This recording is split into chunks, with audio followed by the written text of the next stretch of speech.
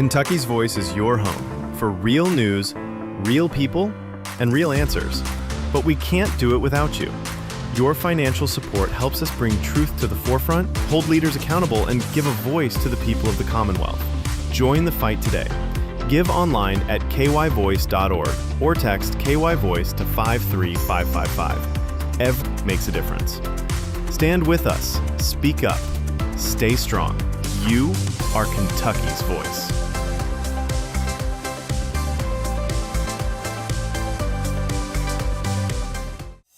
Are you ready to stand for truth?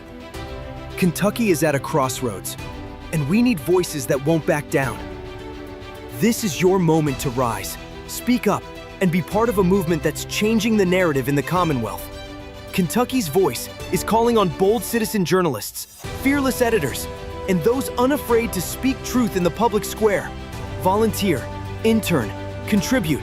Scan the QR code or visit kyvoice.org to join the fight. This is more than media. This is your moment. You are Kentucky's voice.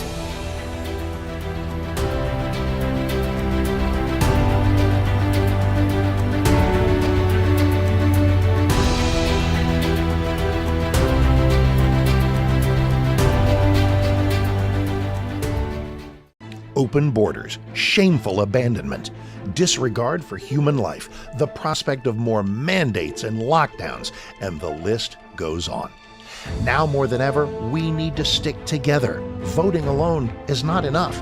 We must use our dollars to support like-minded companies that fight for our rights and beliefs. Patriot Mobile is America's only Christian conservative wireless provider who shares your values. Last year, we gave more than $500,000 to conservative causes. With your support, we'll give more than $1.5 million this year. It's time to band together and support companies that truly love America and fight for our freedoms. Will you join us?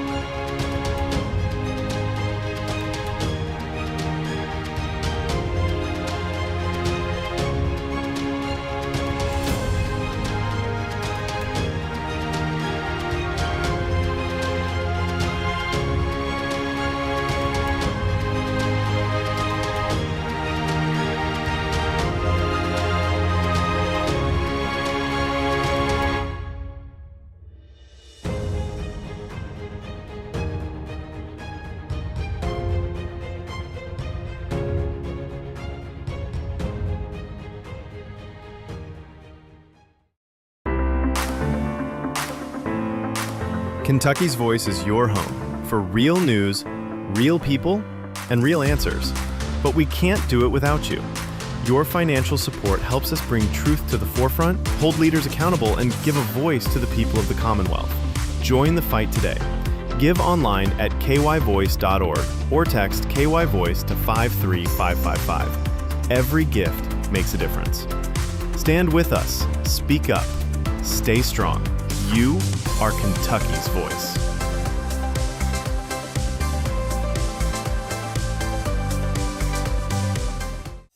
Are you ready to stand for truth?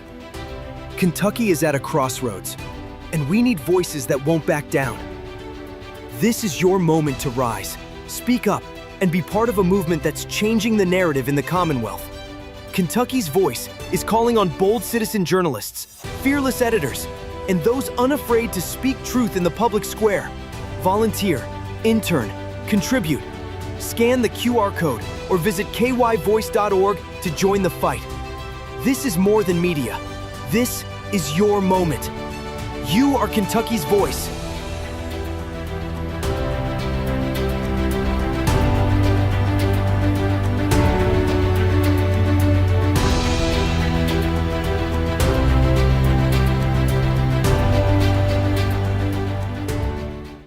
Open borders, shameful abandonment, disregard for human life, the prospect of more mandates and lockdowns, and the list goes on.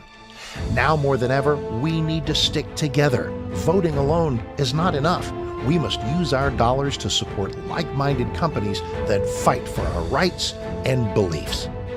Patriot Mobile is America's only Christian conservative wireless provider who shares your values. Last year, we gave more than $500,000 to conservative causes. With your support, we'll give more than $1.5 million this year. It's time to band together and support companies that truly love America and fight for our freedoms. Will you join us?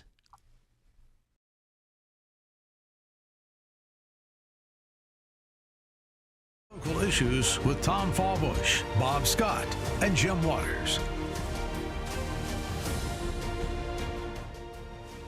All right, welcome to the show. Welcome to Kentucky's Voice. I'm your host today, Tom Fallbush, and we have my intrepid co-host, Bob Scott. We are the Bob and Tom Show, or the Tom and Bob Show. Tom and Bob, there we go. We don't get it sued by some radio group out there that has the other name. So anyway, Bob Scott's my co-host today, and we're going to riff through a bunch of different topics today. You might think, well, it's kind of a slow news week. It's really not. Once you get below the some of the clutter, there's a lot of things happening, and so we just have a broad scope of topics to cover today. And right now, I wanted to start with this, Bob, and just kind of get your thoughts on just what the vibe is right now with the Trump administration and how things have changed since this last election cycle. There's been a lot of talk about how, of course, a lot of Democrats won in blue cities, and there may be some sort of constituency out there that is maybe disgruntled with the economy, that maybe Trump is not helping the economy as much as he claimed he would.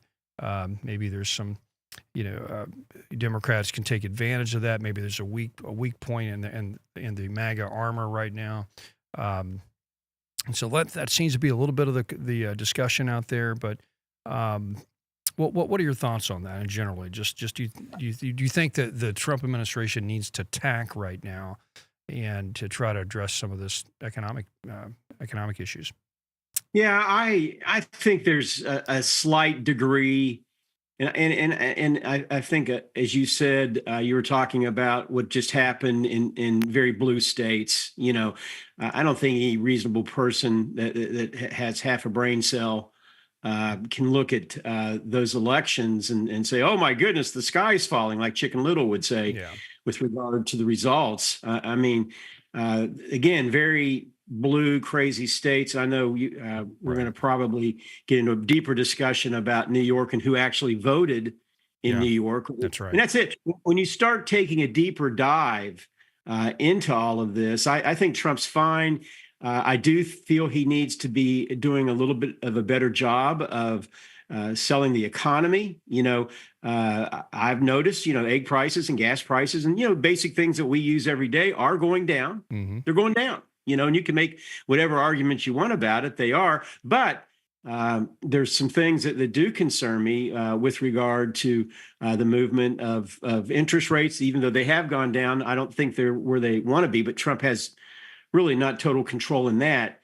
And the price of homes, and I know the young Generation Z folks and millennials, that's something that's very near and dear to their heart. And that was something Trump really did a good job of selling to get elected this time. And really the first time he was able to pull in, for the most part, those disenfranchised men that were out there that were being sold a bill of goods they didn't want any part of.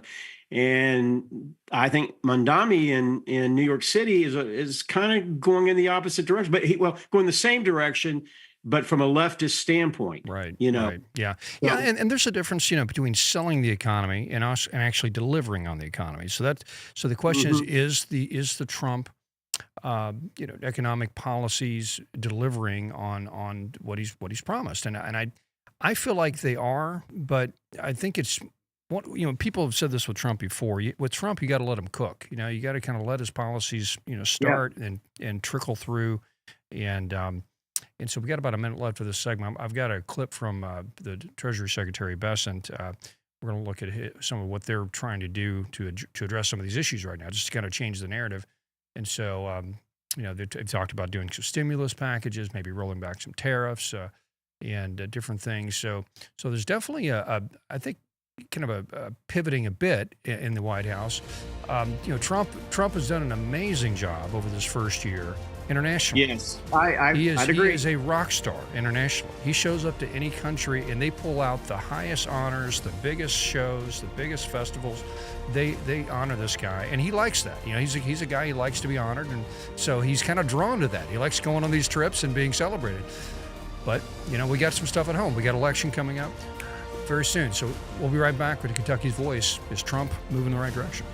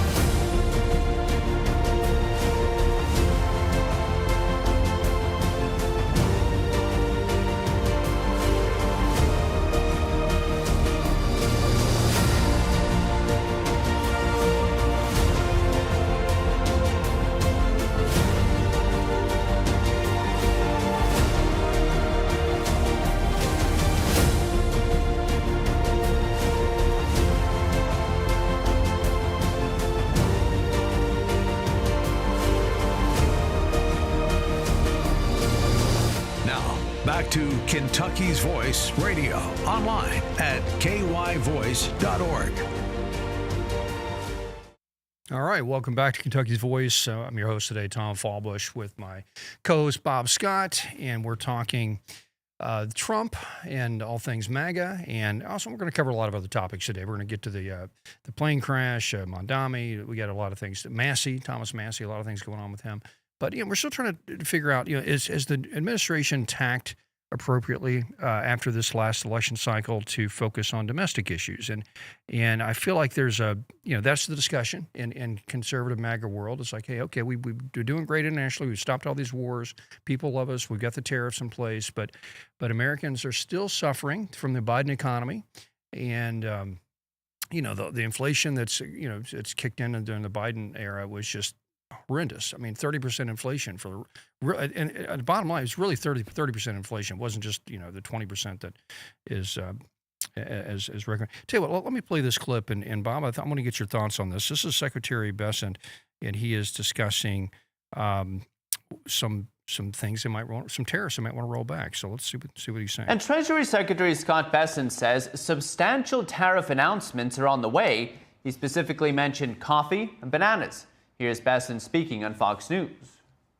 The president says, I'm going to lower the rates, tariff rates on Brazil and Vietnam and other places to try to bring the price of coffee down. What else are you doing? Well, it's tough to do a lot of specific things, but I can tell you, Brian, you're going to see substantial announcements over the next couple of days in terms of things we don't grow here in the United States. Coffee being one of them, bananas, other fruits, things like that. So that will bring the prices down very quickly. Bessent said on Fox News that the administration would cut tariffs on many things not grown in the U.S. President Trump also mentioned earlier in Fox News that tariffs would come down on coffee. The drop in banana prices would also be noticeable. CNBC reported that they have long been seen as inflation-proof, but consumers have witnessed a surprising recent rise in price. Bessent also said Americans would start feeling better about inflation in the first or second quarter of 2026. Brazil is the #1 source of coffee in the United States. President Trump and Brazilian President Lula spoke in October, and Trump mentioned then that he thinks the U.S. and Brazil will make a new trade deal. So we'll stop and there. Treasury Secretary Scott... Stop. There we go. So we'll stop there. So, yeah, they're going to try to reduce some tariffs on some of these commodities that we don't grow in the U.S., which makes some sense. To say we want to help adjust prices. We can do that very easily by maybe adjusting down some of those tariffs that we increased recently on just specific items that are everyday consumers use.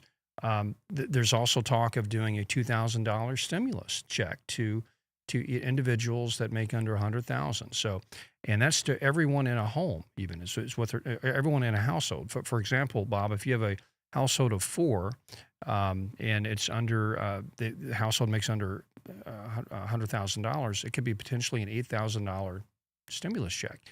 Now, that's been criticized as well. Stimulus checks. We did a lot of that during the COVID era, and I think that's one thing that contributed to inflation, because you start pumping money like that and putting money out in the economy, and then suddenly there's demand up, and then inflation goes up. So I don't know. It's what do you think of just the tariffs, reducing some tariffs, and then the stimulus checks? Yeah, I mean, I'm okay with all that. It doesn't really get me super excited. I mean, yes, having an extra $2,000 for everybody that's under $100,000 in income is great. But you make a good point. How is that going to inflect or affect our inflation in our nation? I'm gonna do a big stretch here. I'm going to say something that Trump punted out several times when he was running for president. He wants to do something that's going to be impactful and life-changing. Let's look at getting rid of the federal income tax.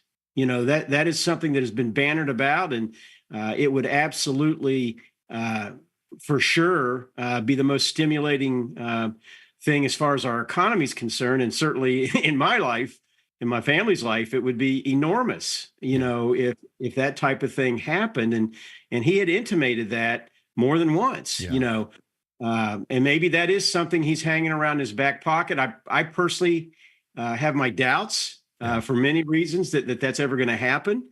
But that was punted around, and that's something that I'd like to see. And I think most of our viewers or listeners would say an amen to that as well. Yeah, I love that. I love that idea. And Bob, it seems like this is the critical 12 months for his term, and really for the Trump era, right? Because he's got 12 months before the next election cycle, which he could lose the House if things don't go well. And so but right now he's got the House, he's got the Senate, and so this is still the early part of his second term.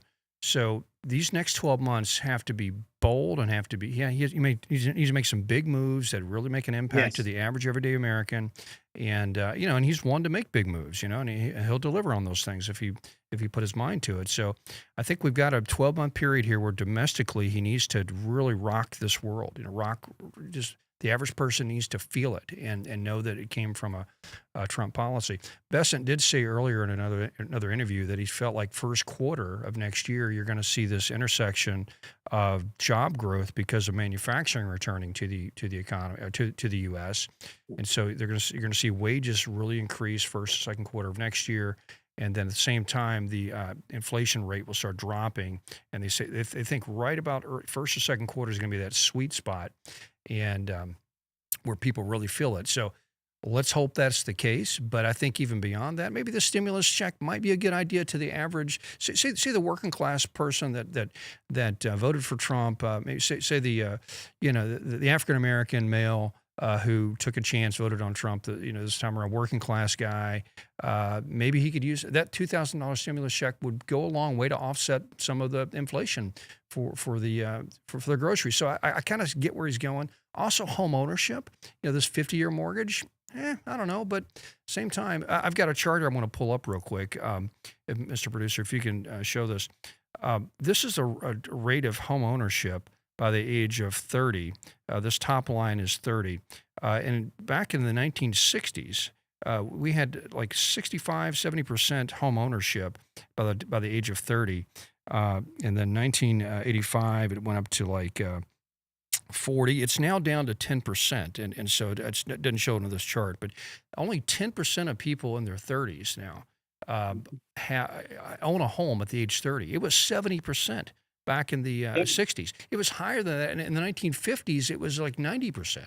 And most people were married at that age. And so young people are struggling. That's where a lot of the Mandami, frenzy came from. Is a lot of the young folks that felt like this economy isn't working for them, voted for them. and we can get into Mondami here in a second as well. But home ownership, I think that's a key thing. So maybe what do you think about the 50-year mortgage? Is that crazy, or is it or what? Frankly, I'm not nuts about it.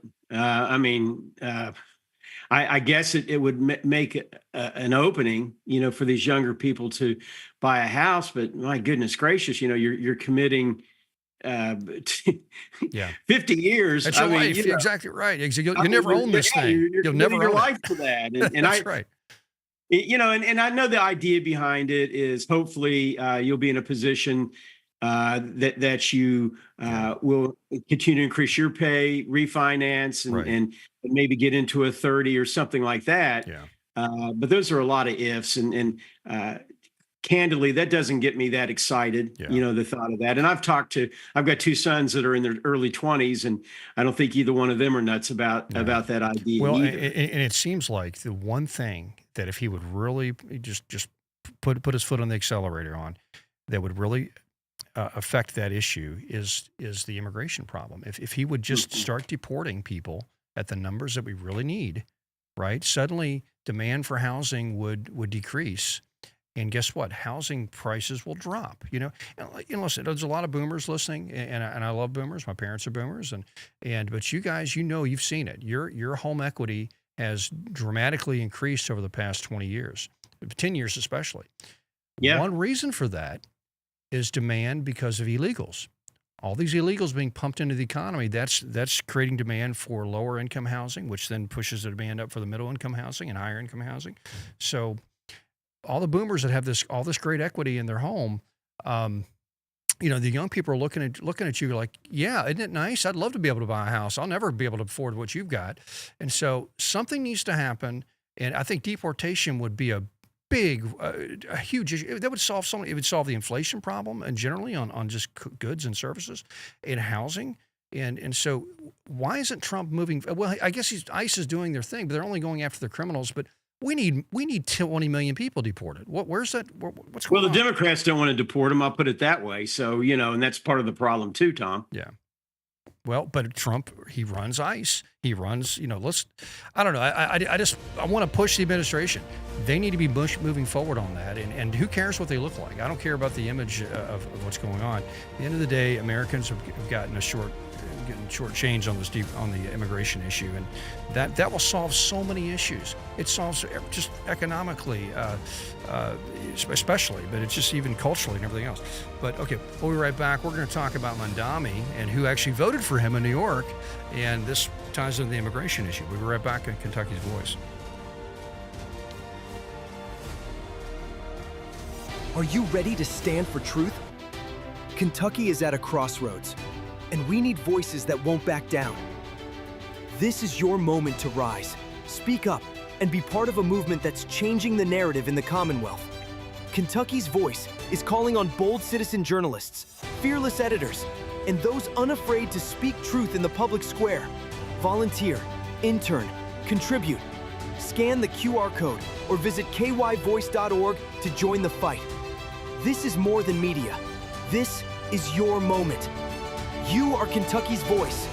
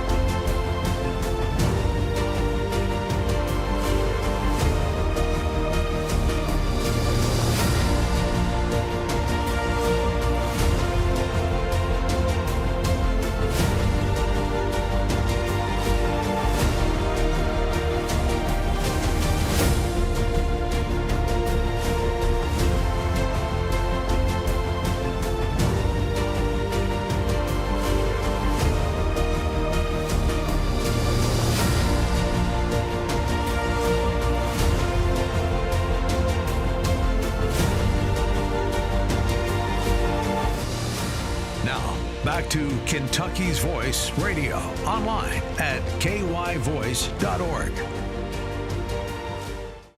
All right, you're listening to, you're watching Kentucky's Voice. You know, the great thing about Kentucky's Voice is, you know, you hear our voice, but we want to hear your voice, right?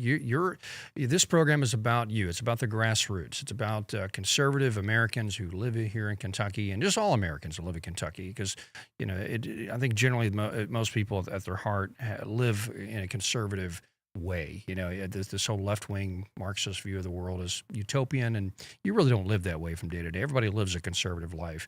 And so we want to hear your perspective on any of these issues we're talking about. You can text us at 502-571-0970, 502-571-0970. And also you can support the program. We could certainly use your support. This is a listener-supported and viewer-supported program.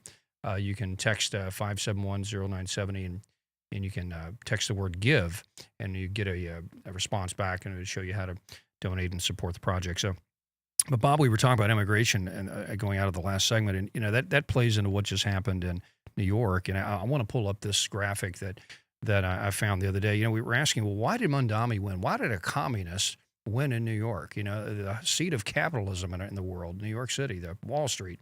Well, if you look at this graph, this shows you how it happened. And so, Mr. Producer, if you can pull this up here, and hopefully you can. There we go. Okay. So if you look at this graph, the top line shows who voted for Mondami based on how long they've lived in the U.S. All right. So the first line, if you lived in this country less than 5 years, 83% of voters voted for Mondami. Okay. If you lived from 5 to 10 years, 76% of voters voted for Mondami. You lived here 10 years or more, but are not born here, 54% voted for Mondami. But if you were born here, born in New York City, and a Native American or a native born American that's been around since your early days on this earth, only 34% voted for Mondami, and 45% voted for Cuomo, right? So 45%. So Cuomo would have won. So outside of all this just radical immigration we've had over the past 50 years, outside of that, we would have had more of a moderate Democrat elected. And look at that, 17% of native-born New Yorkers voted Republican. And so we're in the other categories, none of them did. So that shows you right there what's happening. We've got basically a lot of these immigrants that are coming in, especially in cities like New York, big blue cities like in New York, are voting in a sense tribally. You know, because Mondami really played to that. Say, hey, I'm your guy. I represent you. I'm kind of a part of your team, and I'm against the Americans here. And we're gonna stick it to the Americans, especially all the white Americans that live in the suburbs. He said this. This is not just me trying to spin up some racial politics here. I'm using his language. He's saying we're going to tax white neighborhoods more than others, and so he's using that as a dog whistle to all these new immigrants, which America since 1960, what was that Immigration Act in the 60s that Ted Kennedy pushed that basically turned our just turned open the valve to immigration, and so ever since that point, America's been flooded with more immigrants. I mean, I'm talking just legal immigrants, not the illegals. Legal immigrants, more than we've ever had, even during the Ellis Island period, even during the potato famine in the 19th century. We've had more. I think right now, it's 1 out of every 4 people in this country are foreign born, and so a lot of these people are sure fine people on some level, but you cannot dilute the culture and the political culture and the political dynamic of a country that much, and not have some disruption and some lack of assimilation, and you end up getting a communist elected in your largest city in the country. And so Bob, I mean, it's pretty clear what's happening here. This is it's the foreigners basically voting in a communist and voting in their guy, and juxtaposed against the will and wishes of people that are native born. Yeah, that was the Hart-Celler Act, I believe, of 1965 that you're referring to. Yeah. And that's legal immigrants, because only legal immigrants can vote here, right? So it's only I'm talking the legal, not the illegals. Illegals couldn't vote, but hopefully, when they still do when they. I think it goes a lot deeper than that, though, Tom. If you look at the radical Muslims, in particular the Muslim Brotherhood. Right. They absolutely 100% have an agenda, that's well known. Yeah. In fact, probably going to talk about it a little bit more on my show tomorrow, our show tomorrow. Yeah. But it's an agenda. It's happening. It's being executed.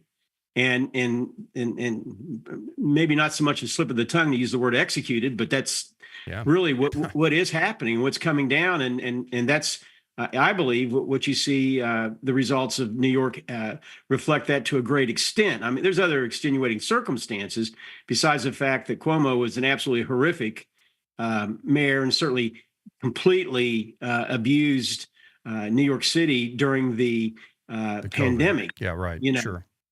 So even outside of that, I wonder if he was a great candidate, if he still would have won based on this dynamic. I mean, the way Mondami ran, and the fact that so many people that are native born in New York left New York.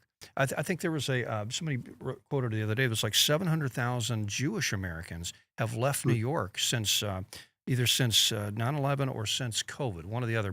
But you would think, well, why? Because New York's known as. The thing I don't understand, Tom, I really scratch my head to this. Yeah. You saw a lot of the Jewish people in New York that supported and voted for Mondami. A lot of younger folks too. A lot of younger folks that Well, bought and into I this. think it was for sure that the younger ones, but and probably quite a few of the older ones as well. That run liberal. Right. Voted for him, and it's sort of like you're handing over power, the keys to the kingdom, to somebody that basically wants to take you out. Yeah, Right. That's right. And the question is he really a radical Muslim? I mean, he was hanging out at the gay bar the night before the election, but at the end of the day, he wore that Muslim identity on his sleeve, and he's definitely associated with a lot of groups, at least politically, that are radical and try to get their support. And so, the whole Muslim issue, the immigration. So, bottom line, we've had too much immigration, both legal and illegal, and it's just disruptive to our culture, disruptive to our society, and eventually every city, Louisville, Lexington, any major city is going to look like New York in the coming years, because all the immigrants that come in, they generally go to the larger metropolitan areas because that's where housing is less expensive, and they basically create enclaves, and they push out native-born Americans to the fringes, to the suburbs, to the exurbs, and so you end up getting these urban areas that are full of foreign-born people that have a different worldview, different agenda. They're not part of our culture. They don't have a chance to assimilate to our culture because all the Americans are leaving their neighborhoods. All that we need to do is look no further than Europe. Yeah, that's right. Just look and see how Europe, specifically Great Britain in particular, is being decimated right now because of primarily Islamic immigrants that have come in and absolutely, and what they do, part of the plan is to seize power through the ballot box, counting on a lot of regular, voters not going out and voting. They organize their constituents to go out and vote. They get power, and then once they start getting a power, and we've seen it not just over in Great Britain. Go to Dearborn, Michigan, too. That's right. I'm sure people have seen the clips that have come out of there where the mayor and the police had chief, the audacity to threaten a member of the community who came and called him out in a nice way. He was very nice and very professional in the way he called him out, but just didn't want to see a city street named after a guy who was a known supporter of a terrorist organization.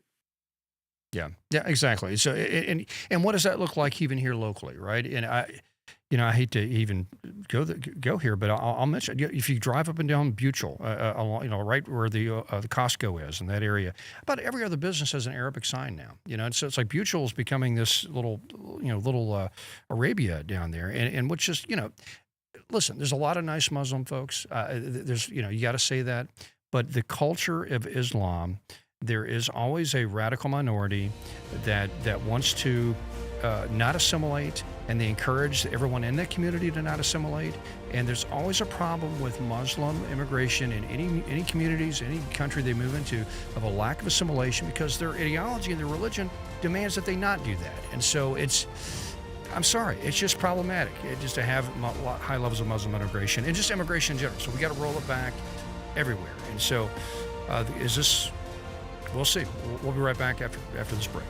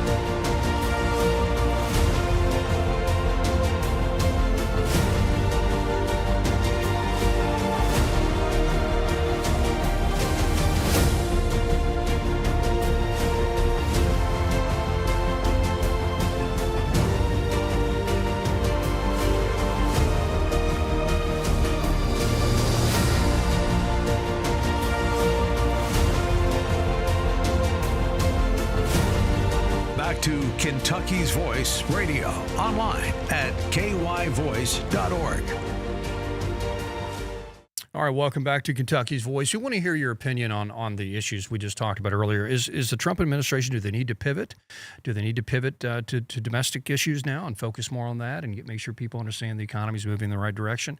Also, just immigration. Are you concerned about how it's going to impact your city, your areas? Now one thing, Bob, we've got an advantage here in Louisville is we do have an immigrant population of Cuban Americans or Cubans. Maybe not of them. A lot of them may not be Americans yet, but we have Cubans here, which we are very fortunate to have Cuban immigrants here, as opposed to a bunch of folks from Syria or something. Because the Cubans get it, a lot of Venezuelans get it. They're like, we've seen this communism crap. We're not dealing with that. And so I've told this story before. It's funny. They tend to be more conservative than most Americans. Exactly right. Yeah, I've had some friends because they have seen it. Exactly. I had some friends come to me during the Breonna Taylor riots and all this, and they said, "Mr. Tom, what is going on? This is just like it was in Cuba. This is the same stuff I heard in Cuba. What is going on with your people?" They were just so heartbroken. So they thought they came to America where they can get away from all this communist crap. And here we got communists marching in the street in Louisville. So anyway, we're fortunate to have some Cubans here. So when I say we need to roll back immigration, we do. We just do, and generally. But thank God we do have some immigrants here in this community that are highly mixed with Cubans. There's a lot of Hispanic folks that I'm friends with that that's right. are very conservative too. That's right. So I don't want to paint, and I know you're not, but paint with a broad brush. Yeah. But there is reason for concern. There is, yeah. And also just what is an American? I mean, just because you come in and you signed up to be an American here with there's a question of loyalty and heritage, and a lot of questions now that are being raised about just what is an American? What just because we have a bunch of American citizens voting, are these people really loyal to our cause? Do they really care about the heritage of our families and our histories? That my family on both sides fought in all the major world wars and Vietnam and everything else. Do they even care about that? So when you have too high levels of immigration, you can really create almost like a tribal, balkanized society, and it's just dangerous. And so we just got to roll that back. And I tell you what, I want to shift gears real quick. I want to talk about Thomas Massie, and I want to get everybody's opinion out there about Thomas Massie, because this is I'm not doing a good segue here, but I'm going to do it anyway. Okay, Thomas Massie. he is running, of course, trying to in a primary as Ed Galbraith going after him. Trump is backing Ed Galbraith, trying to unseat him. Massey has been in the news the past couple of days with one. He put a petition in to led by Thomas Massey to get enough signatures to release the Epstein files, and so he's pushing that. Trump's pushing against it. And so that's interesting. A lot of Republicans are rallying around Massey, so that's an interesting topic. Also, Massey is, voted against the ending of this government shutdown, and so that's him and only one other Republican voted against that. So now he's going to say traditionally, the reason I did this is more of a protest vote. I just don't like government spending. It's not like I didn't want to end the shutdown. I just want to make a protest vote to know that we're still spending too much and da da da da. So I don't know. I can kind of go either way on Massey. I kind of get his fight. I get his libertarian leanings, but be a constant foil to the Trump administration during this existential struggle that the country's in, I just kind of wonder if it's wise. So, well, what are your thoughts? Yeah, I'll say right up front, I like Massey, and I have voted for him and supported him. I do feel. And I'll say this too, there has been some votes that he's had that I've disagreed with as well, but that being said, I think we're very blessed to have him as a congressman, as well as our Senator Rand Paul. They bring a different perspective. I don't think it's good in a free republic to have just one voice or one thought that's being spoken. I think it's good to have a balance and a counterbalance, going on. And I do think, and again, I'll say right up front, there's been many times I haven't agreed with both of those guys. But overall, I like Massey. I will vote for him again. And I'll say that proudly in the next election. I disagree vehemently with President Trump. Yeah, you're in his district. Yeah, you're in his district, right? I'm in his district, and I plan on voting for him again. Yeah. But that being said, there's just a lot at play here that people aren't seeing. That's happening behind the scenes. And you mentioned the things that's going on right now. I know Marjorie Taylor Greene and others, both Democrats and Republicans, are wanting the Epstein list released. Trump absolutely is blocking that. You can put whatever spin on it you want, but he is blocking that. Yeah. And but it's interesting. Now, let me say this: they tried to bring it up for a vote. Okay, Tim Burch. I don't know if you're familiar with him. I am. I like him. He's a congressman from down in Tennessee. Yep. Very plain spoken, much like John Kennedy down in Louisiana, a senator from there. Yeah. He came out and he was frustrated. He'll say, this place just gets to me. It frustrates me sometimes. And he came out and he was in favor of that Epstein list information being released. And they just came out from a vote apparently yesterday. Guess who blocked? I'll give you one guess. Who blocked that from going forward? I think I know, but you go ahead and tell me. Democrats. The right? Democrats. Democrats. Okay. The Democrats. Right. Okay. Stopped it in the House. Right. Despite their upfront pandering and being critical about Trump not releasing it. When the rubber met the road, they stopped it and they shut it down. Yeah. And by the way, they had 4 years with Joe Biden to release that information, and guess what? They didn't do it. They didn't do it. Right. Yeah. Well, okay. I'll say this to your comments. I agree. We need a big tent, right? We need a lot of voices in the Republican conservative world and the MAGA world. And that's really one of the strengths we have in the MAGA coalition is it is a broader tent than it was when it was just a traditional, Reagan era Republican Party. And so, and that's one reason we've won. At the same time, we do have to get things done. We have to get agendas executed. And so there's a point where people need to, coalesce and move forward on issues. So I'm torn on that topic. And I like I said, I respect Rand Paul. I respect Thomas Massie and the libertarian perspective. We need that perspective in the party. And at the same time, I just don't want them to be a foil to prevent major change from happening. So anyway, but and back on the Epstein thing, I think everybody's pretty, clear and understanding that the Epstein issue revolves a lot around how Epstein was basically an agent for Israel. He was basically a covert operation. You don't want to say that. That's going to offend. That's right. On the far right, and listen, I'm very pro-Israel. I'm very pro. I'm pro what they're doing, and I'm someone that is not an Israel skeptic. But at the same time, that's probably what was going on there, and that could be why Trump is protecting or preventing the Epstein files from coming out to some. But who knows? Maybe I heard also he might be protecting some of his donors that maybe were caught up in the Epstein thing. Who knows? I'd say the reason? There's more. Yeah, no. Listen. Yeah. My friend, I'd say there's more than a good chance that's at the heart of it, and and there's other even deeper conspiracy theories, and we know conspiracy theories a lot of times become fact that are out there as well. That people that might be very close to him, right? That he's protecting. So I just know it's something that he campaigned on.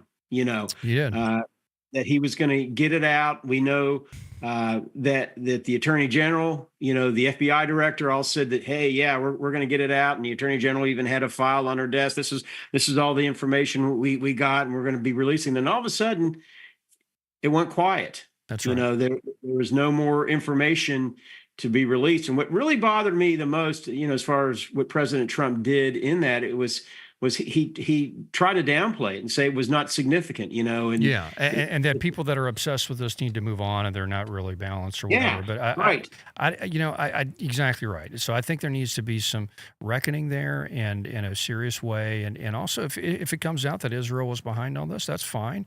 We can all still be very pro-Israel, pro the existence of Israel and supporting their efforts in Gaza, but not but criticize that particular operation.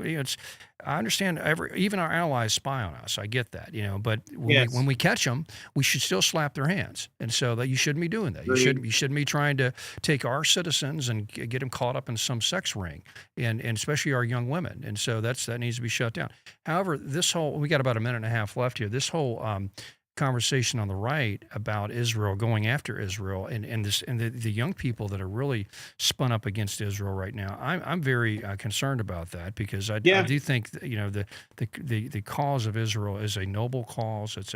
It's a just cause. I don't think we should be Israel first. We should be American first.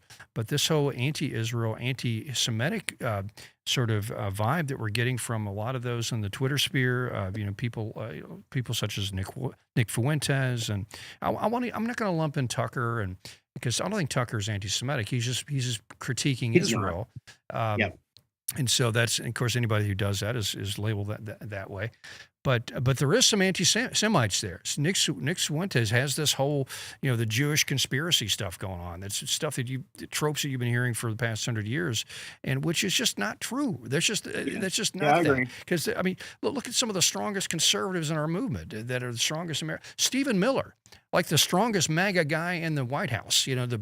He's a Jewish American, and so that's right. I'd follow that guy to the end of the earth. He's just, what I'm saying. So there's just not this conspiracy out there. But I get the whole, I get that whole issue is very complex. At the end of the day, this anti-Semitic thing, we need to tamp it down, and also Israel needs to be critiqued fairly, but they need to finish their job in Gaza. What they did in Gaza was noble. If we were attacked, we would have done the same thing. Matter of fact, we did the same thing in Afghanistan. We did the exact same thing. So anyway. So we'll be right back after this. We're going to talk a little bit about the plane crash too. Some latest that's come out from there, and love to hear your thoughts. 571-0970. Kentucky's Voice is your home for real news, real people, and real answers. But we can't do it without you. Your financial support helps us bring truth to the forefront, hold leaders accountable, and give a voice to the people of the Commonwealth. Join the fight today. Give online at kyvoice.org or text KYVoice to 53555. Every gift makes a difference. Stand with us. Speak up. Stay strong. You are Kentucky's voice.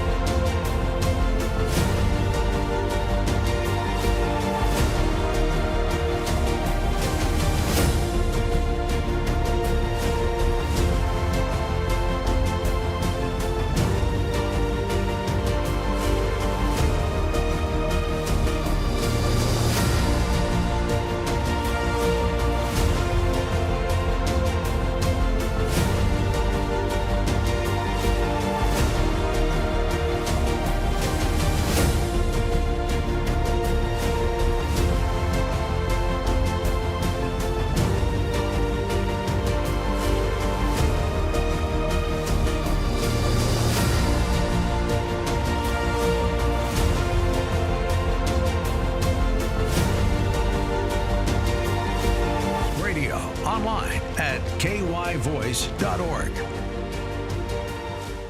All right, welcome back to Kentucky's Voice, and I got my host today, Bob Scott. We're riffing through several issues, but just trying to get the lay of the land right now on all things MAGA and how it impacts our area locally here in Kentucky. But I want to tell you about an event that's happening Monday night that is pretty exciting. You know, of course, we're big fans of Charlie Kirk, and God rest his soul, and just Turning Point USA. There is a local church here called Evangel World Prayer Center. They have become a hub for Turning Point USA. They actually have a Turning Point Faith chapter that they just launched here in Louisville at Evangel. But really anyone can come. It's just, and there's only two of these in the state. There's one in Northern Kentucky and one here in Louisville at Evangel. And they have their first event here on Monday. Mr. Producer, if you can put this up on the screen. It's Turning Point USA Faith. There's going to be a meeting, the first inaugural meeting here Monday night, 7 o'clock, Evangel World Prayer Center, which is at the Gene Snyder and Billtown Road. You can't miss it. It's right there on the exit. And 7 o'clock, and they're going to just talk about how Turning Point is going to start engaging here locally with faith communities. And so come on out. And if you're a young person, old person, doesn't matter if you're part of a faith group or you're not, doesn't matter. Come out and get involved. Turning Point is one of the great organizations that's actually making a difference on all levels, and it's probably the strongest conservative activist group in the country, and to have a chapter here in Louisville and that anyone can be involved in is just tremendous. Usually there's just campus chapters, so there's a lot of young people. The Turning Point Faith is for anybody, and so it's they're going to be having some events. They probably are going to be sponsoring a debate we're going to have, hopefully with the Senate primary candidates here in May, and they may be the sponsor of that as well. So anyway, make sure you want to know about that. Also, Bob, I want to back on the immigration issue and just Massey and all this. I wanted to bring up this idea. We had T.J. Roberts on the show a while back, Representative T.J. Roberts. Yep. He brought up an issue that I want to just remind people that is still out there, that's unresolved, that we need to get our legislature to get cracking on, and that's redistricting, mid-decade redistricting. And I want to pull up this map, Mr. Producer. There is a plan that someone has drawn out to redistrict the state of Kentucky so that we could get rid of that last Democrat seat in Louisville, right? And so right now we have a congressional delegation of six. I think 1, 2, 3, 4, 5, 6, 6. We have 5 of the 6 are Republican, 1 is Democrat. Well, with Proposition 50 out in California, they've gerrymandered their state now to just basically eliminate Republican seats. You know, every Democrat state across the country for decades have had their systems gerrymandered where there's very few Republican seats, and if at all. And so, and plus all the illegals that are being counted in the census help give seats in California and Texas and places that are, well, not, I guess California and New York and Chicago, give them extra seats just because there's illegals in their district because they count them towards the census. And so we got to fight back as Republicans and as conservatives and as Kentucky. Kentucky needs to fight back. And we need to get ourselves redistricted here and get rid of that seat. And there's a way to do it. And so, and I don't see any movement in our legislature talking about this. And I actually called my rep. I've actually talked to John Hodgson. We love John. He said, hey, there's just not a lot of buzz about it right now. And so, but and my rep is like, well, if I hear anything, I'll let you know. Nobody's talking about it. It needs to be. This is a way because here the Democrats just picked up 5 seats in California. We only have like a 3 or 4 seat majority in the Congress. And so if we don't start fighting back and doing something like this, they're absolutely correct. They're gerrymandering the electoral college. In essence, that's what they're doing. And again, you were absolutely correct when you said this is something that they've been doing for a very, very long time in the states, the very blue states, to where you see Massachusetts in particular. There's not one Republican representative there in the legislature that I'm aware of. That's right. And I believe someone said that they're about 40% Republican that's there. Right. Now, that's right. You tell me how that's fair and balanced. It's right. not. That's you not know, right. and it's. Truthfully, every fiber deep within me does not like that. I don't. I think it's a good thing to have a representative republic in our country. However, a big however, if we don't play the game and we lose. Go along, this is all about power and control. That's right. That's all the Democrats care. They don't give a They don't care. Yeah, the Democrats play smash mouth. They understand power politics. They play smash mouth. Republicans, we played by the Marquess of Queensberry rules for the past 50 years, and we've got our butts kicked every time. You know, the era of the Mitt Romney party is over, right? And so we need to get in gear in our legislature in this state needs to get in gear and do this. This is a very simple thing to do, and I'll pull this map up again if you can show it, Mr. Producer. There's basically you take Louisville and you dissect it into 3 different districts, and so you basically dilute the strong Democrat majority in the urban area, and you break it up into these other districts, and then suddenly you can have all Republican districts in the state. And so call your representative, call your state senator. I've done it, and I encourage you to do it. Let's get this moving. I mean, there's no reason this can't happen. Other states are doing it. Texas is doing it. There's other states discussing it. Kentucky, we're a red state. We should go ahead and make that. We got a majority in the House and the Senate in the state, and so let's get that done. So I want to move on to another topic here. I want to just mention the plane crash. We got about 6 minutes left, but there's some audio that came out from the first responders just the traffic, the radio traffic after this happened. I just wanted to play it. It's really fascinating, and you got to really be proud of our first responders in this city, specifically Okolona. And so I'm going to play this and see if you can. Let's see, Mr. Producer, if you can get this audio going. It is not playing, is it? Okay, audio. Okay, and play. Arsenate. Be advised, there's been a large explosion off Fern Valley Road by the airport. Lots of black smoke. Battalion 3, Engine 1, responding +1 to Fern Valley Road and Grade Lane. That's Fern Valley Road and Grade Lane. Said there was a huge explosion, believed to be a plane crash, huge fire and smoke. Arsenate is responding as well with 1716. Correction, Arsenate is on scene advising 1716. Arsenate radio. Arsenate. Be advised, UPS employees are stating that they believe that this is one of their airplanes that went down. Radio's okay, sir. We're hitting the box now, starting additional box from LFR as well as the box from County Fire is all en route. Truck 8, Quint 9, Engine 18, Engine 16, Engine 15, Engine 10, responding for a mutual aid response to Fern Valley Road and Gray Lane. That's Fern Valley Road and Gray Lane for a suspected plane crash outside the UPS entrance at 1723. Yeah, that's fascinating. And hats off to Okolona Fire. Again, they were the first ones that showed up, and they took the lead on putting out the fire. And I think they just released, oops, let me kill that audio. But they just released all the victims' names yesterday as well. And so, yeah. And so our hearts go out 14 to total, yeah. 14 total. And it's just absolutely devastating.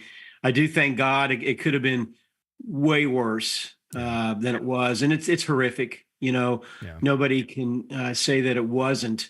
But, you know, I do thank God that there wasn't a deeper loss of life, you know, that happened. And I tell you, Tom, as I was listening to those first responders, you know, doing the radio callbacks, it absolutely was very moving to me. You know, that these are the men and women that are running into the fray. You know, and they do it consistently. This isn't anything new. Well, others, you know, and probably rightfully so, are running away. They're the ones running towards, you know. Exactly right. So we have to tip our hats to each and every single first responder, whether you're a fireman or you're a police officer or medic, it doesn't matter.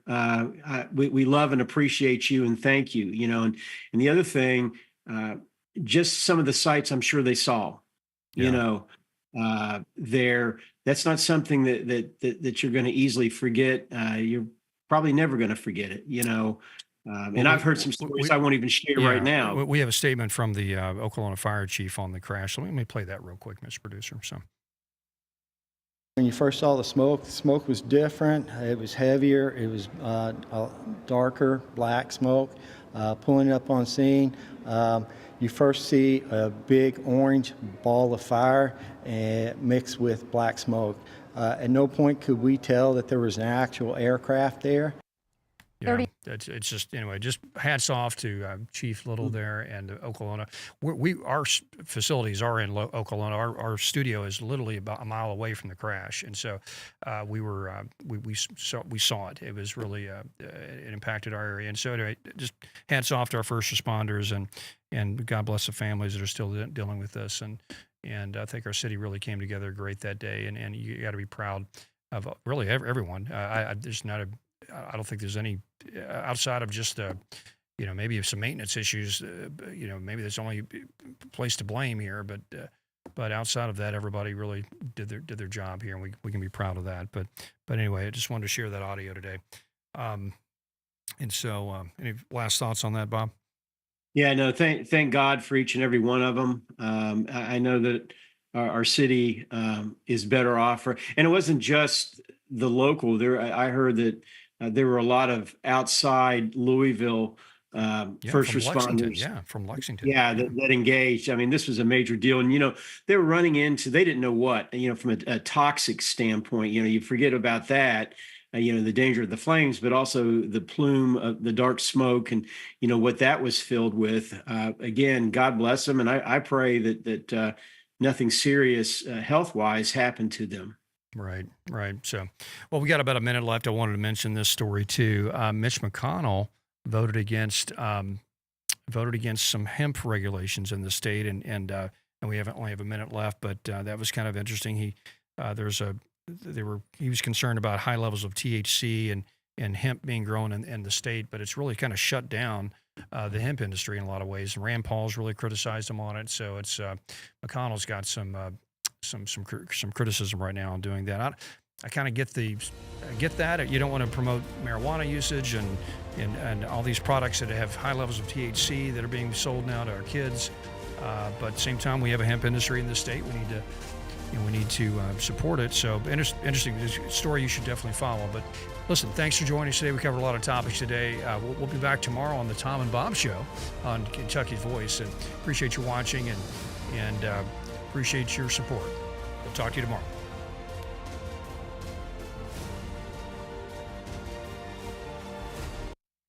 Good deal. Good show, Bob. Good. Yeah. Excellent.